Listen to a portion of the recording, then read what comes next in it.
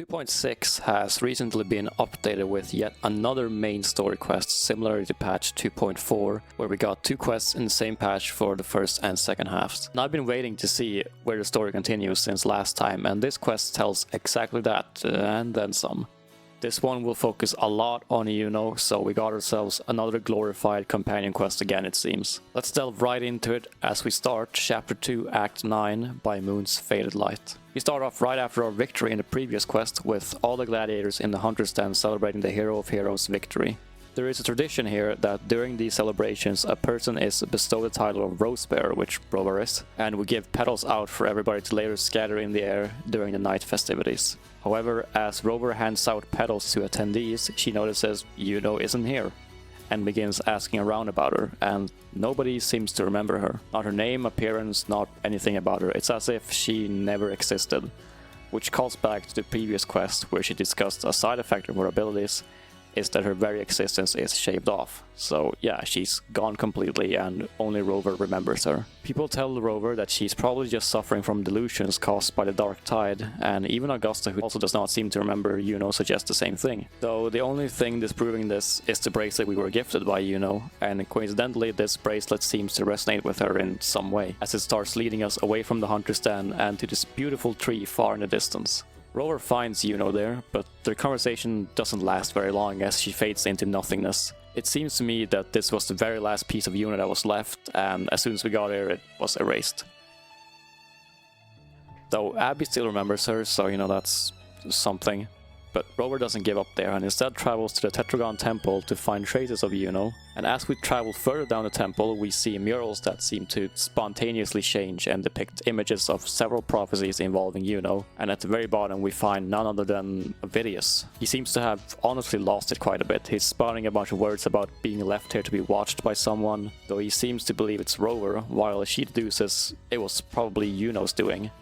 However, we learned earlier that everything Yuno did in the past is now remembered as Rover's doing.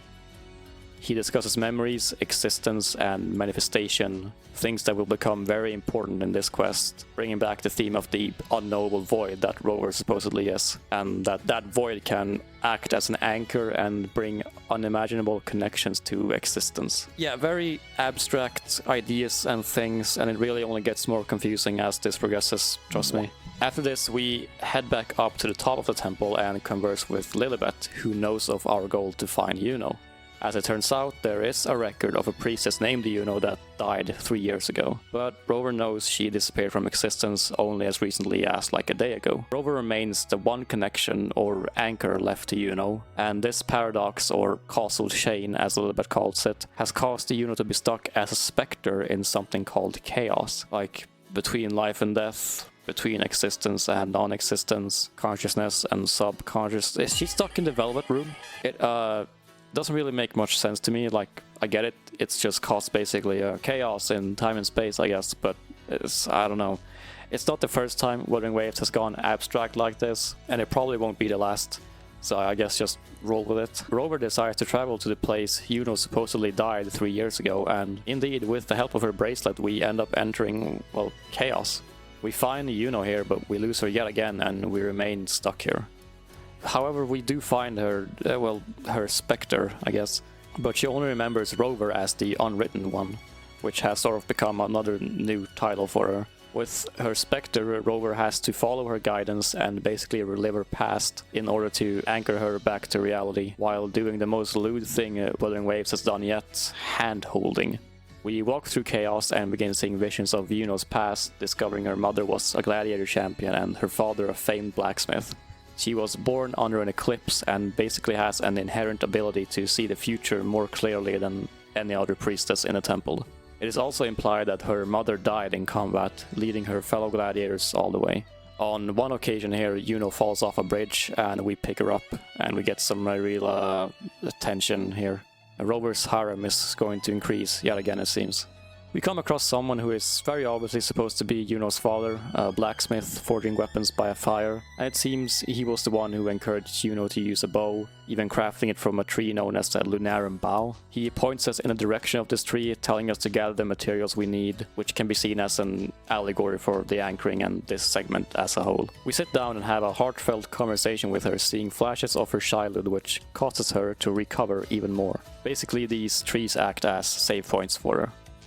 After being confronted with a visual novel-like choice and a bad ending to go with that, we end up at a divination altar.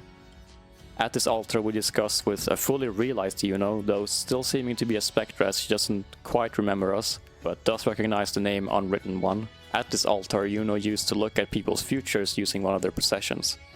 We give her our bracelet. Yuno begins to see our memories together, coming back to reality more and more, and Rover confronts her about her decision back in the hunt, but she asserts it was the right move, which, yeah, obviously. If she didn't do that, they would have all died to Dark Tide. And also, she had been waiting like 3 years for the Sovereign to arrive and fulfill her prophecy.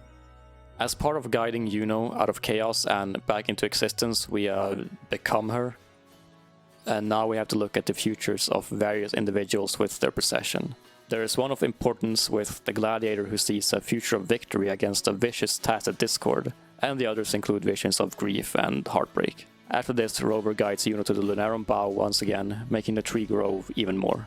We see visions of Yuno's mother who perished in the Dark Tide, and her lamenting over her ability to see the future. She could see everybody's fate, but it simply wasn't enough. She couldn't give the answers they hoped for, nor help them face their fates. We see a vision of Augusta as she gives this grand speech about not giving in to fate, to basically write your own ending. It seems she came to this revelation after Lilibet's new prophecy foretelling the end of Septimont at the hands of the Sovereign.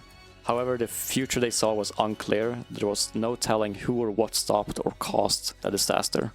And it seems Yuno chose this path of defying fate and going against everything she stood for as a priestess to combat this, as we of course saw her do later on. We fight off some monsters of chaos before Yuno is swallowed by the chaos goop and separated from us yet again.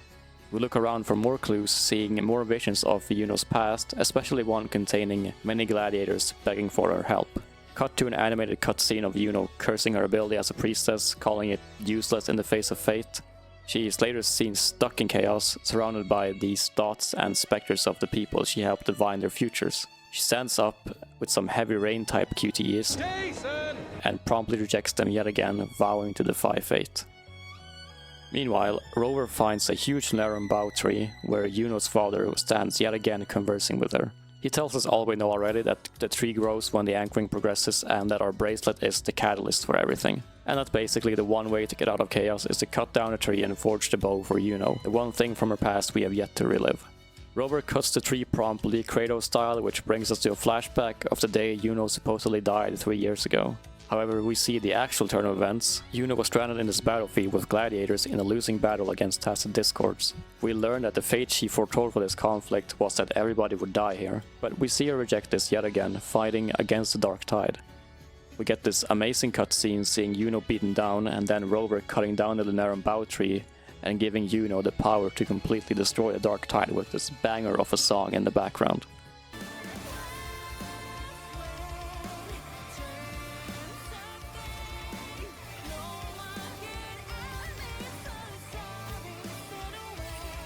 Just as it seems she is about to perish within chaos, we return her bracelet, fulfilling the anchoring, which restores her completely. Rover and Yuno find themselves in a white void, having fulfilled their destiny of defying fate. They decide to return to reality, but Rover finds herself alone yet again. So we get this little montage of Yuno flashbacks as we fly back to the Hunter's Den, and there we finally find Yuno.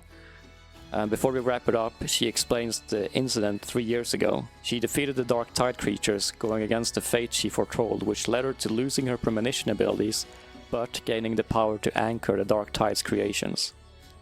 And with Yuno now back to reality, though still not remembered by anyone but Rover, reality has been rewritten yet again. And Rover's harem increases again. Seriously, there's this whole thing about finding Yuno later at night in game, and her telling you that the moon sure looks beautiful tonight. You know what that means? Yeah, anyways. Yeah, this one was interesting. A bit shorter than the previous one and way less straightforward. Like, I tried to make this as simple as I could here, but I'm just realizing as I read this script, it all sounds jumbled and weird to me, because it is. This one went really abstract and it was kind of just all over the place. Some interesting gameplay choices for sure. Kind of wish we saw more of Yuno's past in the story, or saw it more clearly, I guess. She's still a great character to me. I still liked playing her. I think her story was, good for what it was. I just wish it kind of was a bit more simple yet again. I still enjoyed it quite a bit. If you were to ask what I would rate it, maybe a low B tier. I don't even know. Hey, what do you say, Oki? Huh? Huh? Yeah, alright. What hologram? Oh, right. Yeah, shit. Some other time. Anyways, see you guys later.